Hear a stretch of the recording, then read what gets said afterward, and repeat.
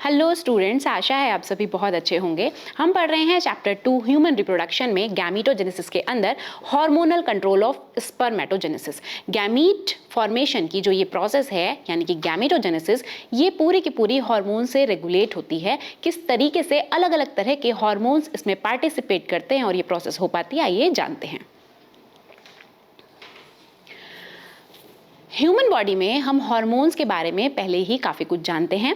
तो यहाँ पर कुछ हार्मोन्स की बात की जाएगी जो कि हमारे रिप्रोडक्शन की प्रोसेस में, यानी कि सबसे पहले गैमीट फॉर्मेशन होंगे, उसके बाद फर्टिलाइजेशन होगी, उसके बाद फर्टिलाइजेशन होने के बाद जो न्यू वंस बनने की लंबी प्रोसेस है वो होती है। सारे के सारे इसमें हार्मोन्स जो हैं बहुत ही इंपॉर्टेंट रोल प्ले कर रहे होते हैं। तो गैमीट फॉर्मेशन में भी कुछ हार्मोन्स यहाँ पर बहुत इंपॉर्टेंट हैं, उसके बारे में हम एक एक करके समझते हैं। देखिए, हम पहले ही जानते हैं कि हमारे ब्रेन में पिट्यूटरी ग्लैंड, हाइपोथैलेमस ग्लैंड्स ये प्रेजेंट होती हैं। तो पिट्यूटरी ग्लैंड जो है उसका स्ट्रक्चर यहाँ दिखाया गया है कि ब्रेन में ये प्रेजेंट है। पिट्यूटरी ग्लैंड के पास ही हाइपोथैलेमस ऊपर की तरफ प्रेजेंट होती है। तो हाइपोथैलेमस सबसे पहले वो ग्लैंड है जो कि पिट्यूटरी ग्लैंड को एक सिग्नल देती है, एक हार्मोन रिलीज करके, जिसका नाम है गोनेडोट्रोपिन रिलीजिंग हार्मोन, GnRH इसको कहा जाता है। तो सबसे पहले हाइपोथैलेमस जो है वो GnRH गोनाडोट्रोपिन रिलीजिंग हार्मोन को रिलीज करती है।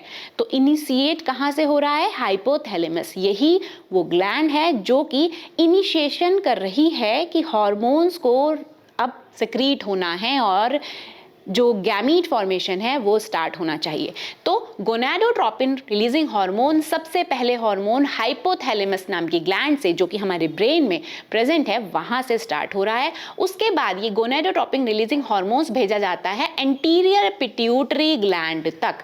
एंटीरियर पिट्यूटरी को जैसे ही ये GnRH मिलता है, इसको पता चल जाता है कि मुझे दो हार्मोन्स, जिनको गोनाडोट्रोपिन्स भी कहा जा रहा है, गोनाडोट्रोपिन्स ये रिलीज करती है। और कौन कौन से हैं वो दो गोनाडोट्रोपिन्स? एक है LH यानी कि ल्यूटिनाइजिंग हार्मोन और दूसरा है FSH यानी कि फॉलिकल स्टिमुलेटिंग हार्मोन। ये दोनों ही हार्मोन्स जो गैमीट का फॉर्मेशन हो रहा है टेस्टिस के अंदर, वहां पर पहुंचाए जाते हैं और वहां पर ये गैमीट फॉर्मेशन फिर करा पाते हैं। तो इनका जो फंक्शन है ये क्या है, यहाँ पर ये बताया गया है। समझते हैं कि ल्यूटिनाइजिंग हार्मोन यानी कि LH ये पिट्यूटरी से पहुंचाया जाता है टेस्टिस तक। समझिए कि यहाँ से यहाँ ये ब्लड के थ्रू पहुंचाया जा रहा होता है। अब टेस्टिस में सेमिनिफेरस ट्यूब्यूल्स जो हैं वो गैमीट का फॉर्मेशन करती हैं। हम पहले ही जान चुके हैं कि जो स्पर्म है वो कहाँ पे बन रहा है, वो सेमिनिफेरस ट्यूब्यूल्स में बन रहा होता है। जो सेमिनिफेरस ट्यूब्यूल्स हैं वहाँ तक इन दो हार्मोन्स को पहुँचाया जाना है, ये समझना है सबसे पहले। तो उसके बाद कि जो ल्यूटिनाइजिंग हार्मोन है ये वहां जाकर के ऐसा क्या कर देगा, समझते हैं। लेडिंग सेल तक इसको पहुंचना है। सबसे पहले लेडिंग सेल्स हम जानते हैं कि इंटरस्टेशियल स्पेस में प्रेजेंट होता है। समझते हैं कि मान लीजिए इसी को, टेस्टिस को हम बड़ा करके देखें अगर, तो यहाँ पर टेस्टिस है, इसके अंदर यहाँ पर वो लोब्यूल्स प्रेजेंट थे, टेस्टिकुलर लोब्यूल्स उनको कहा जाता है। कितनी प्रेजेंट है एक टेस्टिस में? 250 हमें पता है। 250 टेस्टिकुलर लोब्यूल्स के अंदर यहाँ पर हर एक में सेमिनिफेरस ट्यूब्यूल्स प्रेजेंट है। अगर इसको निकाल करके बाहर देखें, सेमिनिफेरस ट्यूब्यूल्स, ये ट्यूब जैसे स्ट्रक्चर है। अब मान लीजिए ट्यूब है, इसको यहाँ से जब कट करेंगे तो ये गोल गोल जो स्पेस है इसके अंदर सेमिनिफेरस ट्यूब्यूल्स का जो अंदर वाला पार्ट है, यहाँ पर ही वो सेल्स प्रेजेंट हैं। कौन सी? स्पर्म मदर सेल यानी कि स्पर्मेटोगोनियम। अब स्पर्मेटोगोनियम में ही स्पर्म का फॉर्मेशन होता है, हम ये बात जान रहे हैं, लेकिन ये अपने आप से नहीं कर पाती हैं। स्टार्ट पर प्रेजेंट होती हैं लेडिंग सेल्स।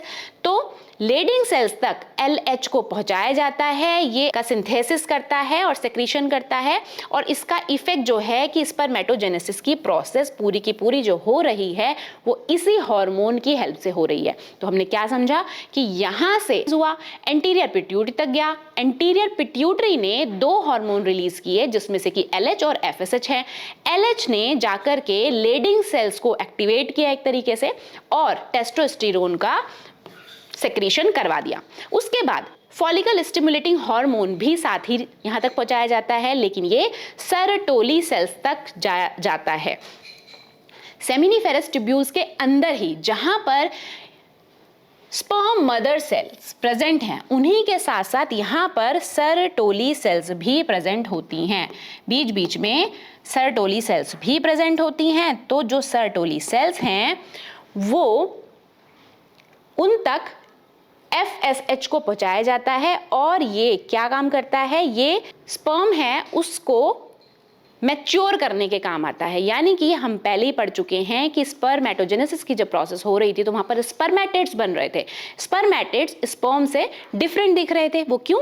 क्योंकि स्पर्मेटिड्स इमेच्योर स्पर्म है। तो स्पर्म का जो मैच्योरेशन का काम है, यानी कि स्पर्मेटिड को मैच्योर करके प्रॉपर स्पर्म बनाने का जो काम है, वो यही हार्मोन कर रहा है यहाँ पर FSH।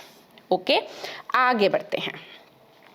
Hormonal control of spermatogenesis को यहाँ पर फिर से दिखाया गया है कि सबसे पहले हाइपोथैलेमस से रिलीज हो रहा है GnRH, gonadotropin releasing hormone, anterior pituitary gland तक पहुंचाया जाता है और एंटीरियर पिट्यूटरी से LH एंड FSH दोनों ही हार्मोन टेस्टिस तक पहुंचा दिए जाते हैं और टेस्टिस पर जाकर के ये स्पर्मेटोजेनेसिस की प्रोसेस कर रहे होते हैं। यहाँ पर एक और फ्लो चार्ट के फॉर्म में यही चीज को वापस समझाया गया है। समझ लेते हैं कि ये जो स्ट्रक्चर प्रेजेंट है, आपको पता है हाइपोथैलेमस एंड पिट्यूटरी ग्लैंड, ये हमारे ब्रेन में प्रेजेंट है। ब्रेन में GnRH हाइपोथैलेमस से पिट्यूटरी तक पहुंचाया गया। पिट्यूटरी ने LH एंड FS को रिलीज किया। LH और FSH टेस्टिस तक पहुंचाए गए। सेमिनिफेरस ट्यूब्यूल को ही एनलार्ज करके दिखाया गया कि ट्यूब है, ट्यूब कैसी है, ऐसे सर्कुलर। फिर अंदर यहाँ पर कुछ सेल्स प्रेजेंट हैं, ये ग्रीन कलर से कुछ सेल्स दिखाई गई हैं। तो ये जो सेल्स हैं ये वही हैं स्पर्मेटोगोनियम। साथ ही ग्रीन कलर से यहाँ पर जो दिखाई गई हैं ये है सर्टोली सेल्स। तो लेडिंग सेल्स कहाँ, इंटरस्टिशियल स्पेस में प्रेजेंट है, तो इनको इससे बाहर दिखाया गया है। लेडिंग सेल्स तक LH जाएगा, FSH तक सर्टोली सेल तक, FSH सर्टोली सेल तक पहुंचाया जाएगा और स्पर्मेटोजेनेसिस की प्रोसेस होगी।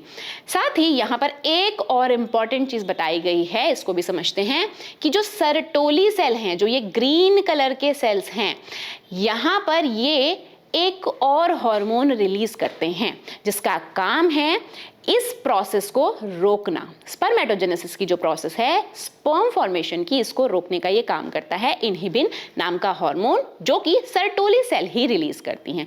सर्टोली सेल्स इसको रिलीज इसलिए करती हैं कि अगर बहुत ज़्यादा ये सक्रीट हो रहे हैं यहाँ पे GnRH, LH, FSH और बहुत ज़्यादा स्पर्म फॉर्मेशन लगातार हो रहा है, तो उसको अभी कम करने की ज़रूरत है, क्योंकि और स्पर्म अभी बनाने की ज़रूरत नहीं है। बहुत ज़्यादा अगर बन रहे हैं उस केस में ये रिलीज होगा और ये जाएगा पिट्यूटरी तक। पिट्यूटरी को ये जाकर के सिग्नल देगा कि बस अभी और LH, FSH को रिलीज नहीं करना है। तो इसी को कहा जाता है नेगेटिव फीडबैक मैकेनिज्म, यानी कि ज़्यादा अमाउंट में जब ये यहाँ से सेक्रीट होंगे, ज़्यादा स्पर्म फॉर्मेशन होगा, तो उस केस में इनहिबिन सेक्रेट किया जाएगा ताकि ये प्रोडक्शन को रोका जा सके। तो स्टूडेंट्स, आज के लिए इतना ही। मिलेंगे इससे आगे के टॉपिक के साथ, तब तक के लिए धन्यवाद।